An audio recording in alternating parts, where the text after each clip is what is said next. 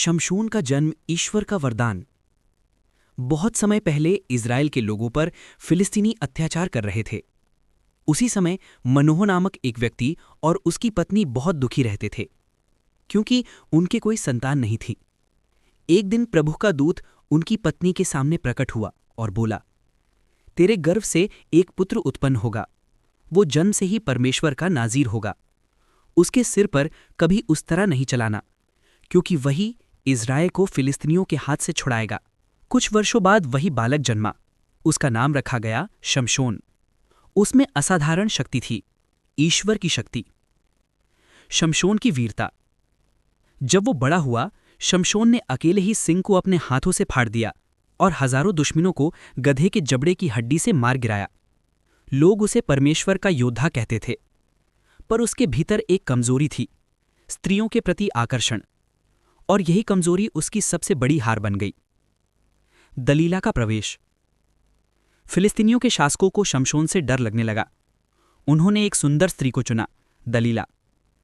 वो चालाक, मोहक और निर्दयी थी। दलीला शमशोन से मिलने लगी, प्यार जताने लगी। धीरे धीरे शमशोन को लगा कि वो उसे सच्चा प्रेम करती है, पर असल में फिलिस्तीनियों ने उसे शमशोन की शक्ति का रहस्य जानने के लिए बहुत धन देने का वादा किया था। विश्वासघात। दलीला रोज उसे पूछती, मेरे प्रिय, तुम्हारी शक्ति कहाँ से आती है? अगर कोई तुम्हें बांझ दे तो तुम निर्बल कैसे बनोगे? पहले तो शमशोन ने झूठ बोला।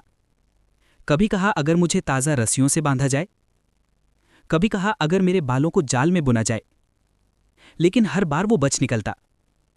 आखिरकार दलीला ने आंसू बहाकर कहा, क्या तुम मुझसे प्रेम नहीं करते कि अपना सत्य भी नहीं बताते?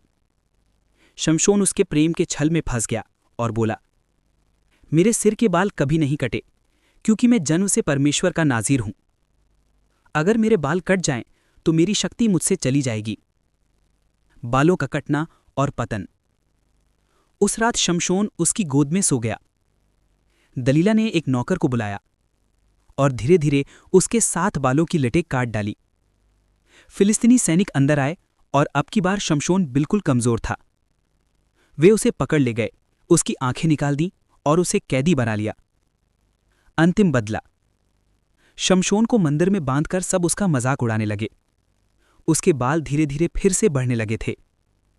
उसने चुपचाप ईश्वर से प्रार्थना की, हे प्रभु, एक बार और मुझे शक्ति दो ताकि मैं अपने शत्रुओं से बदला ले सकूं।